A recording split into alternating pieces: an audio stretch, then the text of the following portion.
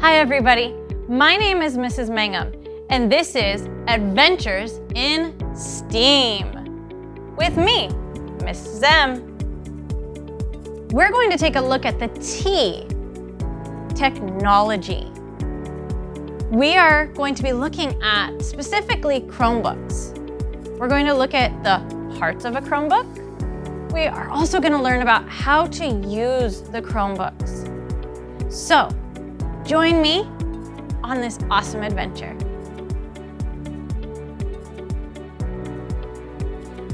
All right, guys, so let's start with the parts of your Chromebook. Let's take a look at the easiest part, the monitor. Can you see me? Hi. If you can see me right now, it's because you are looking at the monitor of your computer or your Chromebook. That is the screen part of it. Now, on your monitor, you have a little dot at the top of that screen there. That's your camera. That's how I can see you when we're in class. Next to that, you also have the microphone. It's all already inside of that for you, so you don't have to worry about a thing. Just to show up to class, turn it all on and come on in. Now, for the next few parts, we gotta look down towards the bottom area of the computer.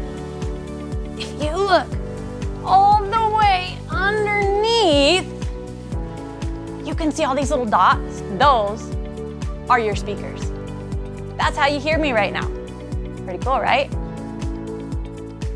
Now, this is probably one of the most fun areas of the Chromebook, the keyboard. That's where you type in your words and those messages to all of your teachers and to your friends. We are going to be exploring that a whole lot this year, so get pretty comfortable with that space on your Chromebook. Okay, so we've looked at the monitor, camera, microphone, speakers, and the keyboard. What else is there?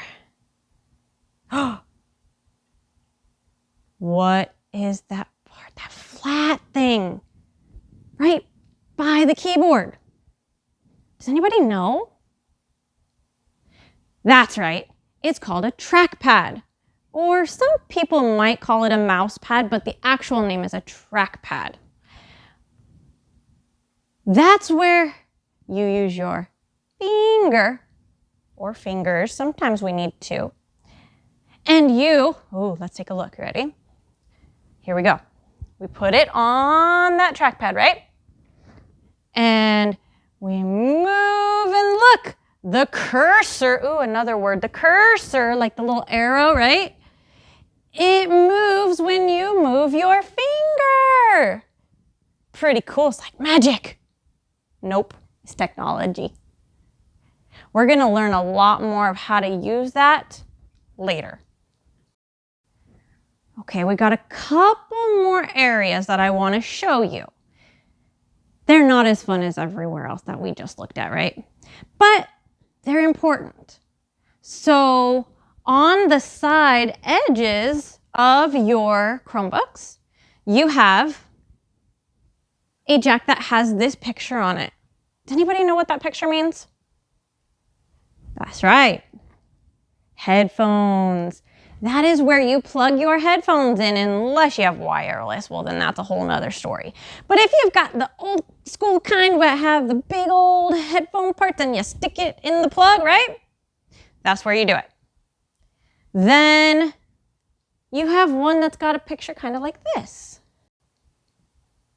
That's where you plug it into the wall. That's how you charge it. That's where the power cord, lots of new words, I know.